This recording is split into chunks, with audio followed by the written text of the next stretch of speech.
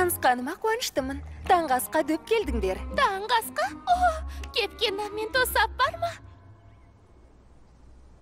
Мәртебелім, ханшайым өз тамағын өзі әзірлемейді. Сарай ережесінде бұлай жазылмаған. Таңғы астыңда ережесі бар ма? Әрине бар, мәртебелім. Бірақ сарай тәртібін білмейтініңізге кінәлі емессіз. Патшаның бұйрығымен соны сізге мен үйретемін. Бәрін тез-ақ үйреніп алам. Иә. Жүріңіз. Ерігуге уақыт жоқ. Менің айтқаныммен жүрсеңіз, бәрі керемет болады. Патша шошып кетер еді. Сауық кешінің иесі қызметші сияқты киінбеуі керек. Ханшайым ақ сүйектерше киінуге міндетті. Осыны үнемі киіп жүрем бе? О, не дегеніңіз мәртебелім. Кеш қасқа бұдан да жинақырақ киінесіз. Өз көйлегімді киюге болмай ма? Айтады екенсіз мәртебелім. Әрине өйте алмайсыз. Кешіріңіз.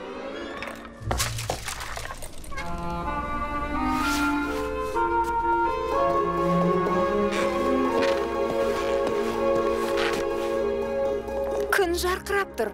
Перделерді неге ашпаймыз? Жоқ. Бұл перделерді ашуға болмайды. Бұл ханшайымның ісі емес. Мүлде бұлай істемеу керек.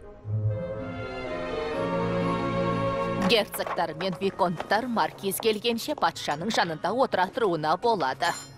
Әркім өзі қалаған жерге отырса жақсы болмас пе? Жоқ. Герцогты маркизден жоғары немесе бароннан төмен отырғызбаңыз. Қайтыс дұрыс мәртебелім.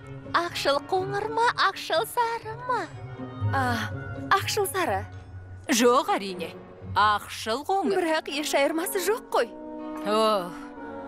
Білмейтініңіз көп. Уақыт аз. Сауық кешінде әдетте патшалық мәзірінде қуырылған сиыр еті, француздың пияз сорпасы, жусан қосылған езбе картоп, жаңа піскен нан, патшалықтағы ең тәуір жер құлақтар болуы керек. Ал тәттіге норвегиялық бұқтырылған қара өрік болады. Қара өрік? Тәттіге ме? Патша соны күтеді. Бұл еш бұзылмайтын дәстүр. Оның үстіне қара өрік өзіме ұнайды.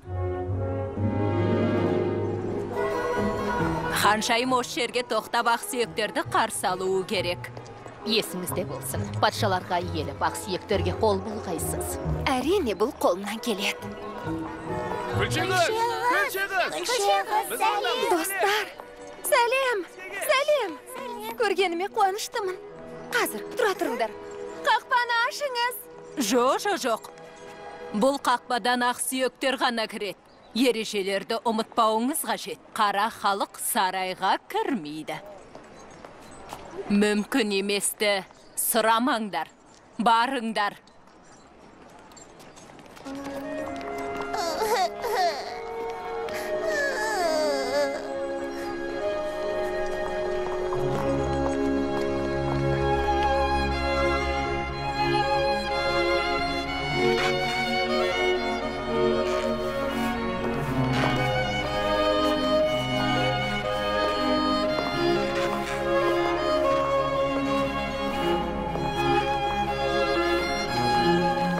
Ең болмаса кербездене қимылдап, әдемі билеңіз.